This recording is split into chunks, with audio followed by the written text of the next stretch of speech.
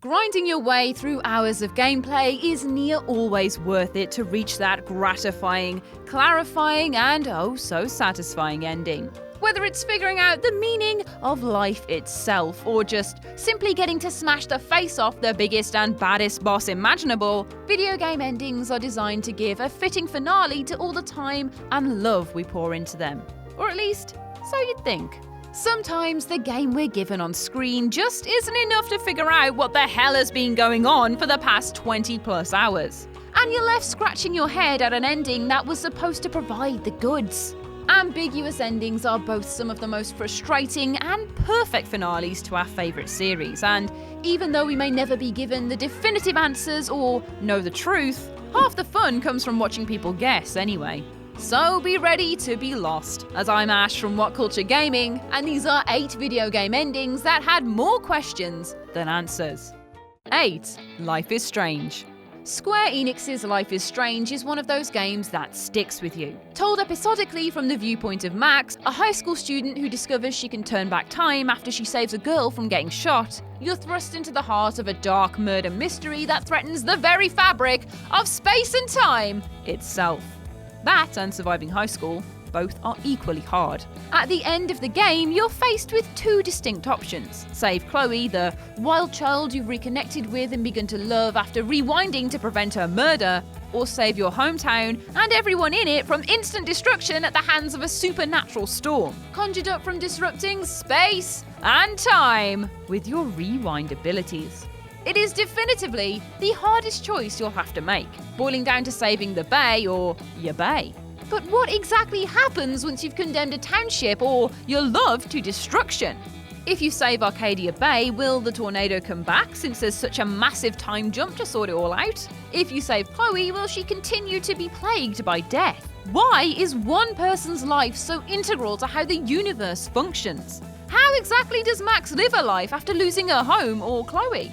Life is Strange doesn't really attempt to answer anything further than a simple wrap-up to your choice. But dear God, is there so much more tugging at the edges? I need to know. 7. Metal Gear Solid 5: The Phantom Pain. The Metal Gear series has been weird and convoluted since its mainline inception in 1987. Throwing you at the heart of a cinematic stealth game that depicts a Special Forces operative tasked with saving the world from nuclear destruction at the hands of a Metal Gear weapon. Ooh, that's a bit of a mouthful. The timeline is anything but linear, and littered with men who can control bees with their mind power and bombs that turn into whales and flaming horses. Was there really any doubt you'd be confused as balls by the end of this series, honestly?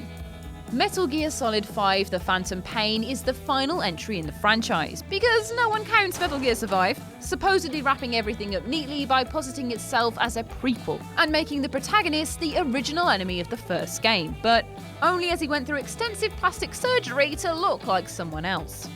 It is a mess, and considering it's supposed to have brought everything full circle, there is still a whole lot left hanging due to cut footage and what's assumed to be a rushed ending. How does Venom Snake, the man with a new face, really feel about his identity being written out? What happens to half the characters that have just disappeared from the canon? Why does science make a woman breathe through her skin and need to be naked almost all the time?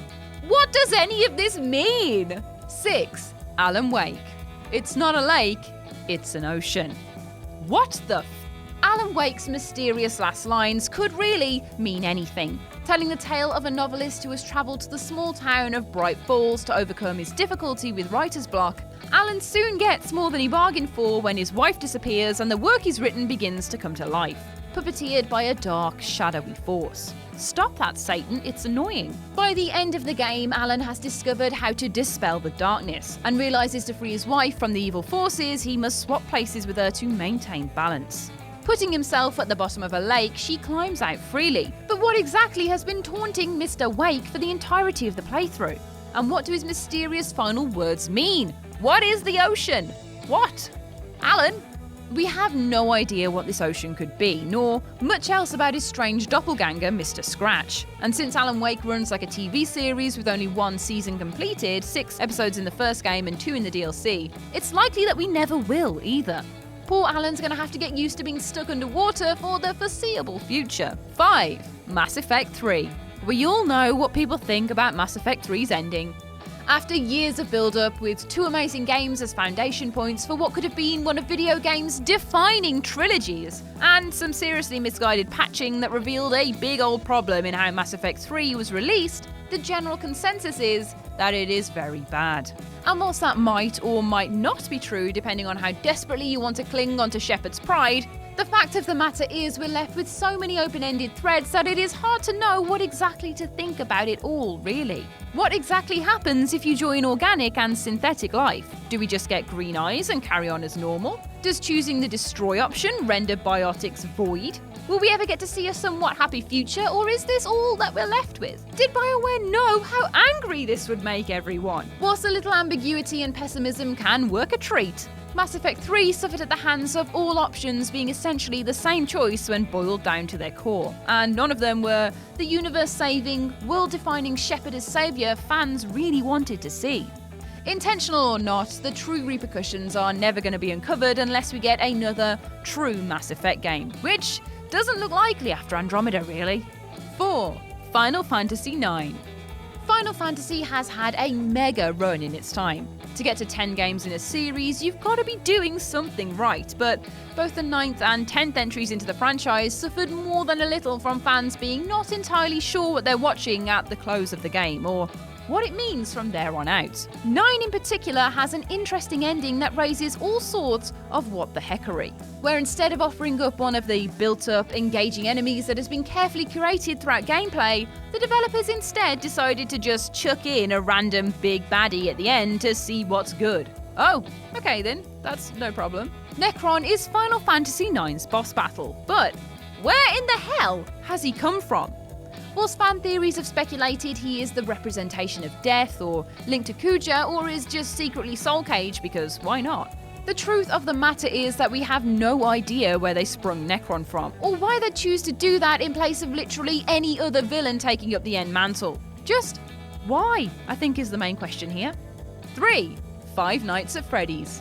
With 5 mainline games and a whole host of other spin-offs, tie-ins and weird keyrings to go alongside, Five Nights at Freddy's has become a power player in the survival horror genre, whether people like it or not. Slowly revealing the lore of the universe one title at a time, it was Five Nights at Freddy's 4 that promised to tie everything together with the opening of a mysterious box that appeared after completing the game.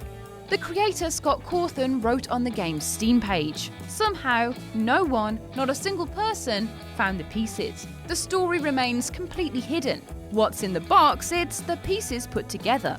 But the bigger question is, would the community accept it that way? The fact that the pieces have remained elusive this time strikes me as incredible, and a special, fitting conclusion in some ways. Annoying and secretive as ever, it turns out the code doesn't even exist in the game to open the box, leaving all the connecting parts on what's really happening at the heart of Freddy's narrative locked to anyone completing the games. Brad Pitt screeching at the end of 7 has never been more appropriate, to be honest.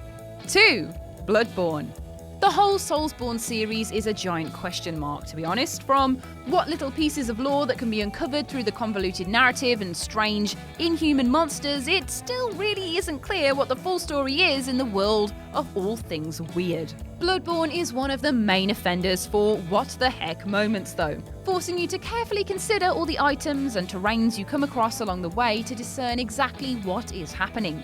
Your attempt to stop the bloodborne disease that is taking over residents of a gothic city before turning into a baby squid, being picked up by a giant living doll, and then cutting to black. Wait, what? As always, forums have been dedicated to trying to figure out exactly what the heck is going on at any given time, with 3 interchangeable endings deemed good, bad, and true. Each just as confusing as the last, without mention of the lore that remains as mysterious as ever. What are the true meanings of the bosses you fight? What are the messengers? What the hell just happened? Will the hunter cycle continue? What does it mean to be an old one? Why are they squids? Who knows? Truly, who knows? Someone, please, if you know, please, tell me. 1. The Last of Us. One of the defining narratives of video gaming as a whole, The Last of Us had some absolutely mammoth balls to end on the note that it did. After hours of playing as the pragmatic and straightforward Joel, a father who lost his daughter but found a new one in Ellie, you're faced with the inevitable. Ellie, the one girl immune to the cordyceps pandemic who has travelled across the country to share her genes with scientists who can create a cure, has to die. Only Joel won't let that happen. Lying to her face after murdering the surgeons in cold blood, Joel tells Ellie that she's not the only one immune, and that there's actually no cure for the disease that's ravaging humanity. Ellie chooses to believe him. What in the holy d*** happens after that? Are there more people immune to the illness? Will Joel and Ellie just go and live a humble life at the power plant, pretending nothing terrible is happening? How can Joel live with himself knowing he lied? Does Ellie know the truth? Is she choosing ignorance? It is the perfect ambiguous ending, laying questions thick in the air before cutting to black and throwing up the finger to anyone thinking you're playing as a good person. Whilst it's likely we'll get some answers in The Last of Us 2, the sheer guts it took to give Joel and Ellie this climax is impossible to beat. And that's our list. What other video game endings left you with some unanswered questions? Share your thoughts in the comments section below. I've been Ash and this has been WhatCulture Gaming. Make sure to subscribe to the WhatCulture YouTube channel for more lists like this, and don't forget to visit whatculture.com for daily news and articles. Thanks for watching.